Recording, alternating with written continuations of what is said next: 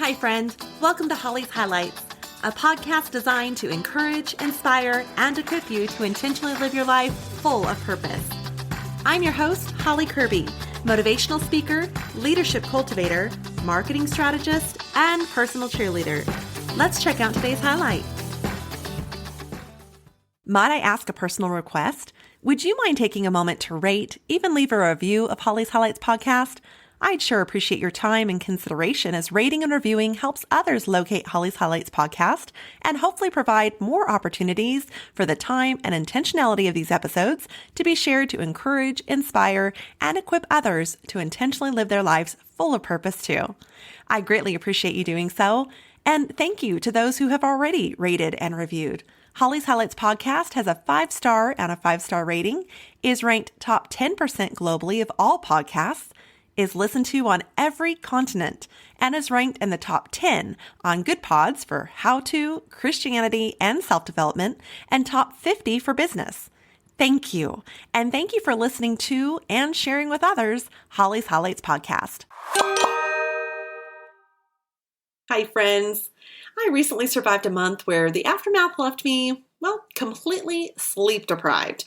I was lacking social engagement, such as lunch out with my friends, and even getting to do things with my family that we enjoy, such as going to the new movie release of Twisters, and even getting to attend church on Sundays.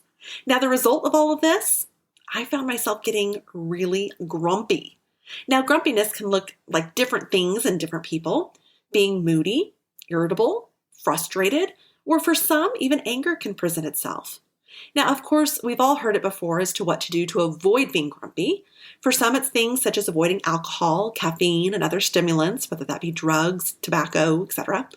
Most of us, it's going to be getting more sleep.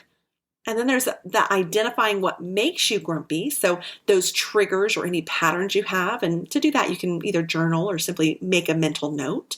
And then, of course, that when these triggers happen, to do what helps you. So such as removing yourself from the situation or focusing on your breathing.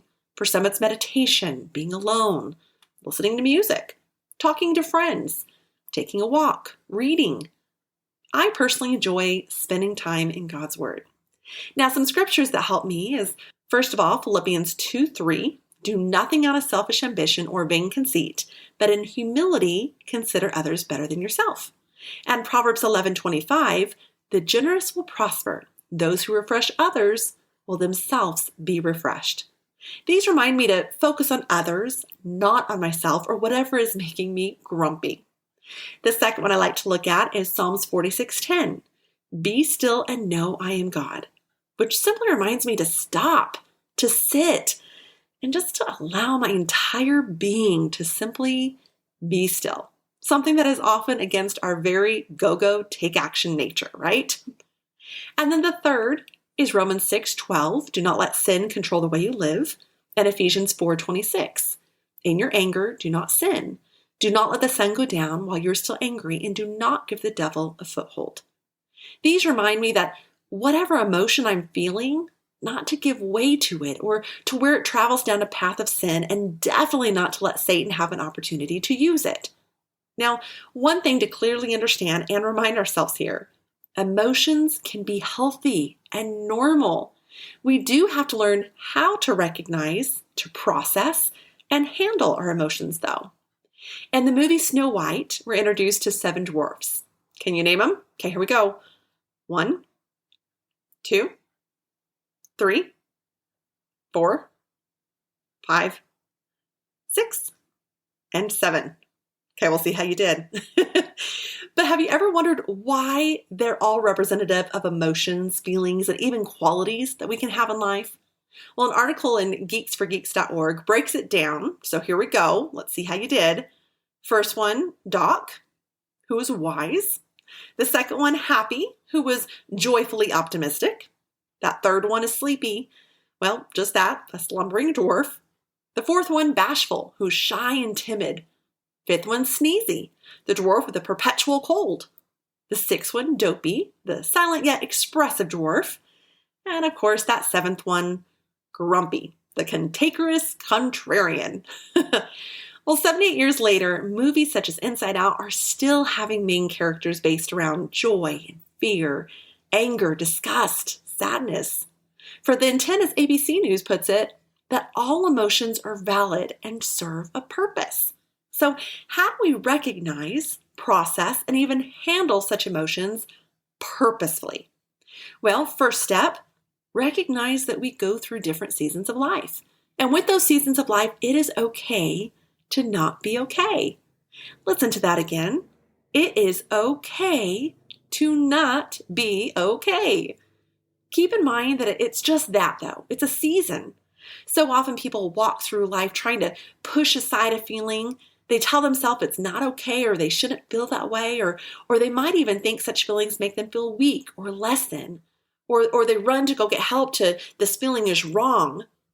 My friend, recognize it and give yourself permission to feel it. It is perfectly healthy to feel the emotions that we feel. So recognize the emotion that you're currently walking through. The second step is going to be processing the emotion. Our core memories, our experiences in life, even fears, insecurities, and dreams, they're all going to play part in contributing to the emotions we feel in the various seasons, the depth of that emotion, and even the temptations as to what to do with that emotion. Now, avoid the comparison of how others around you deal with the emotions or even what that emotion looks like for them, because you're each coming from different viewpoints, paths that led you to where you are today, and even purposes for walking through the emotion that you're feeling. The purpose is not to not feel the emotion, but rather we can, as 2 Corinthians 10:5 says, take captive our every thought and make it obedient to Christ. We can ask ourselves, why do I feel this way? Or what led to feeling this way? What do I need to do as a result of feeling this way? Or even do I need to do anything as a result of feeling this way? So once you've recognized it, now process it. The third step, handle the emotion. Now, while it's perfectly healthy to let yourself feel the feels, so to speak, it's okay to speak up and even ask for help too. Now, my kids have heard me say before, I just need a little mommy time out. And my prayer warriors have received numerous texts of prayer hand emojis asking them for prayer. They don't need to know all the specifics or even the emotion necessarily, but they can know I'm asking for them to just stop and lift me up in prayer. Just having someone to reach out to can make a world of difference. So build your network. You're heard, as you've heard me say before, and in my book, Facelift, have those around you that you can go to, that you can trust, and they're there to be able to reach out to when you need to. My dad used to advise people that he'd counsel to even write a letter. Write a letter with all your emotions and your feels. Just don't send it to anyone. Often being able to just get things off of our chest can help us recognize, process, and handle the emotions we're feeling. Now, this is often why people choose to journal. And remember, how we handle the emotion will look differently for each of us, and that's okay too. So if you're not a journaler, that's okay. There's other ways, right? The key is to handle the emotion in a way that doesn't cause you or others harm, and that is healthy in the long run. Don't allow yourself to sit in them up too long, though. That's where we can spiral down a slippery slope into woe is me, depression, and other depths. Rather, recognizing, processing, and then handling the emotion allows us to keep putting one foot forward in front of the other, making progress, allowing the emotions to build our character and develop perseverance and have a healthy, well-balanced outlook on life, emotions and all. This can often be what trips some parents up. They don't allow their children to either experience emotions, so that helicopter parent, or worse yet, they don't allow them to learn how to process and push forward through the various emotions. Emotions are a part of life, and they are a part of growth, and they're also a part of building us as a healthy individual. So, will I stay in the grumpies forever? No, it's just a season. But having the grumpies does allow me to appreciate the emotion of joy even more. And it allows me to not only count my blessings, so to have gratitude, but also be mindful of others around me and sensitive to their emotions too. As American football wide receiver Josh Gordon said, I am a human being with feelings and emotions, scars and flaws, just like everyone else. Now, a little caveat here, if you're recognizing, processing, and handling your emotions is just still feeling like a daunting task, feel free to reach out to your local resources, whether that be a family member, teacher, church leader, resources for your job, or if you've used all of those, even a counselor. FocusOnTheFamily.com offers many free resources thanks to their generous donor support.